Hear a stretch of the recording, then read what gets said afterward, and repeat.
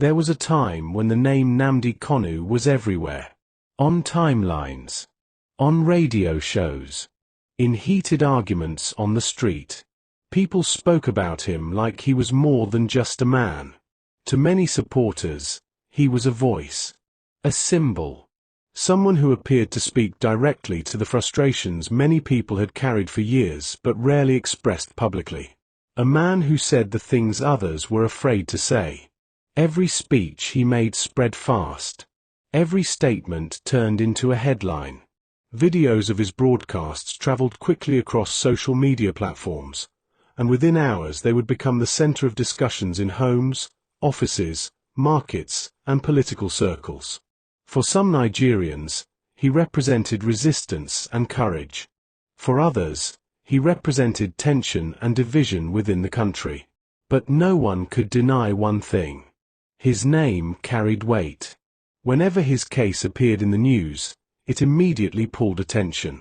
Supporters rallied around him with strong conviction, while critics argued just as strongly against his ideas and methods. The conversations were rarely calm. Emotions were always high. Then the story took a sharp turn. Arrests, court battles, serious accusations brought forward by the Nigerian government. As the legal process continued, the situation became more complicated. Each court session brought new debates. Supporters insisted he was being treated unfairly. Others believed the legal system simply needed to run its course. The tension around his case grew stronger with every headline. Then the moment that shocked many people finally arrived. On November 20th, the court sentenced Nnamdi Kanu to life imprisonment. The decision immediately sent waves through political discussions across Nigeria and beyond. For his supporters, the ruling felt heavy and deeply disappointing. For others, it was viewed as the conclusion of a long and serious legal process. Soon after the judgment, he was transferred to Sokoto Prison. The location alone drew attention. Sokoto sits far in the northern part of the country, many miles away from the southeast region where his influence had first grown and where his supporters are largely based. That distance carried its own meaning for many people. However, the legal process did not completely end with that sentence. Nnamdi Kanu personally filed an appeal at the Court of Appeal, challenging the life imprisonment ruling. His legal team continues to argue that the judgment should be reviewed and reconsidered by a higher court. While that legal fight continues quietly within the judicial system, something else has gradually changed outside the courtroom. The loud public conversation that once surrounded his name has slowly reduced. The same voices that once defended him strongly every single day have become quieter, and the once constant noise around his case is no longer as intense as it used to be. And then recently, something unexpected happened. A name many Nigerians know walked into that prison. Obi Cubana, a businessman known across the country. A public figure whose name often trends for business success, social influence, and major events. Someone who moves in circles that connect business leaders, entertainers, and political figures. Reports began circulating that Obi Cubana paid a visit to Nnamdi Kanu at Sokoto Prison. There was no official press briefing about it. No public statement released before the visit. Yet the moment the information began spreading, it quickly caught attention. People started asking questions. Why did he go? What was discussed during the meeting? And what exactly does the visit mean? In Nigeria's public space, moments like this rarely pass quietly. Whenever a well-known figure visits someone involved in a major national case, interpretations begin immediately. Some people saw the visit as a personal gesture. A simple act of checking on someone many still consider important in the political conversation surrounding the Southeast. Others believe the visit carries a deeper signal, even if nothing has been said publicly. Because Nnamdi Kanu's case has never been an ordinary legal matter. From the beginning, it has carried political, emotional, and regional weight. That is why even a private visit can trigger national discussion. Observers also point to the timing. Since Nnamdi Kanu was sentenced to life imprisonment on November 20th, the conversation around his situation has gradually reduced in volume. His legal team continues to pursue the appeal he personally filed at the Court of Appeal, but outside the courtroom, the national attention that once surrounded his name has become noticeably quieter. At one point, the discussions were constant. Supporters organized conversations online. Political commentators debated the issue across television and radio programs. Advocacy groups spoke strongly about his situation. But as months pass in long legal battles, public focus often shifts. New issues emerge. Political tensions change. National conversations move in different directions. That shift is now visible. The level of daily discussion around Nnamdi Kanu's case is no longer what it used to be during the earliest stages of the legal process. Many people who once spoke loudly about the issue have gradually stepped back from the public debate. Some observers say this is common in long political and legal disputes. Public attention tends to peak during major moments such as arrests, court rulings, or dramatic developments. After those moments pass, the conversation slowly reduces while the legal process continues quietly. However, supporters of Kanu often argue that the reduction in public noise should not be mistaken for the end of the issue. They continue to insist that the appeal process could still change the outcome of the case. This is why visits like the one reportedly made by Obi Cubana draw attention. For many observers, it raises questions about how influential figures within the Southeast view the current situation. While the visit may simply be personal, public perception often attaches larger meaning to actions taken by well-known individuals. In Nigeria's political climate, gestures carry weight. A visit can be interpreted as a sign of solidarity. It can also be seen as a reminder that the situation surrounding Nnamdi Kanu has not completely faded from the minds of influential voices. At the same time, there has been no official confirmation that the visit involved political discussions or legal strategy. Without direct statements from those involved, much of the public conversation remains speculation. What remains clear, however, is that the moment has once again brought attention back to a case that once dominated national discussion.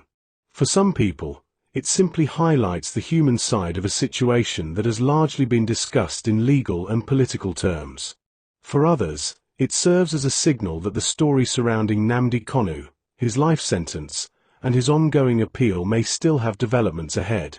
Even in periods of silence, cases like this rarely disappear completely from Nigeria's national conversation. But the discussion today is no longer only about the visit. It has also returned attention to the bigger question surrounding Nnamdi Kanu and the legal battle that continues after his life imprisonment sentence. When the court delivered its ruling on November 20th, many people believed the matter had reached its final stage. A life sentence is one of the most serious judgments any court can give. The decision immediately became a major national talking point. Supporters expressed disappointment and anger. Others argued that the court had simply delivered its judgment based on the law and the charges presented during the case. But legally, the situation did not completely end with that ruling. Shortly after the judgment, Nnamdi Kanu filed an appeal at the Court of Appeal, asking a higher court to review the life imprisonment decision. His legal team continues to challenge the ruling, arguing that the judgment should be reconsidered. That appeal process is now one of the most important parts of the entire situation. Appeal cases can take time, sometimes months, sometimes even longer depending on the legal arguments, court schedules, and the complexity of the issues being reviewed. During this period, the person involved remains in custody while the legal system carefully reviews the previous judgment. For Nnamdi Kanu, that place of custody is Sokoto Prison. The facility sits in the far northern part of Nigeria, many miles away from the southeast where his political influence first grew. That distance has remained an emotional issue for many of his supporters who believe he should be held closer to his home region. However, Prison placement decisions are usually made by correctional authorities and the government, based on security considerations and administrative policies. Outside the prison walls, the national conversation has gone through several phases. In the early stages of the case, the debate was intense. Political analysts, civil society groups, activists, and ordinary citizens discussed the situation almost daily. The name Nnamdi Kanu appeared constantly in headlines and online discussions.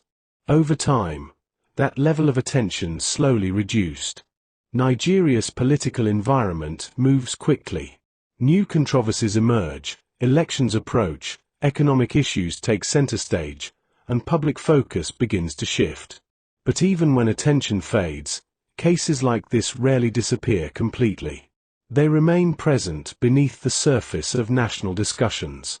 That is why moments like the reported visit by Obi Cubana can suddenly bring the topic back into the spotlight.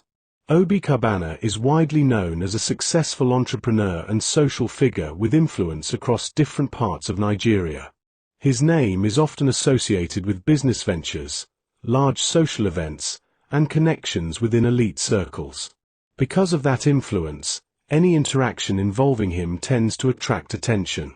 When news began circulating that he visited Nnamdi Kanu inside Sokoto Prison, it immediately revived public curiosity about the situation surrounding the detained political figure. Again, no official explanation has been given regarding the purpose of the visit. It may have been personal.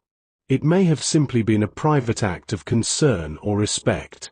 But in Nigeria's political culture, public figures rarely act without their actions being examined from multiple angles. Some observers see the visit as a reminder that Nnamdi Kanu still has sympathizers among influential individuals. Others believe it simply reflects the complex relationships that often exist between business leaders, social figures, and political movements within the country. Regardless of interpretation, the moment has done one thing clearly. It has returned attention to a case that once dominated Nigeria's political landscape. And while opinions remain deeply divided, the legal process itself continues quietly. The Court of Appeal will eventually review the arguments presented by his legal team and determine whether the life imprisonment sentence should stand or be reconsidered. Until that decision is made, the situation remains unresolved. For supporters, the appeal represents hope that the judgment could change. For critics, it is simply the next legal step following a major ruling. But for the man at the center of the issue, the waiting continues inside Sokoto Prison. Legal battles at this level rarely move quickly. They move through procedures, documentation, hearings, and legal interpretation. Each step takes time. And during that time, the national conversation around the case may rise again or fall quiet depending on new developments. What remains certain is that the name Nnamdi Kanu still carries strong reactions across Nigeria. Even after the sentence. Even during the silence. And with the appeal process still underway, the final chapter of this case has not yet been written.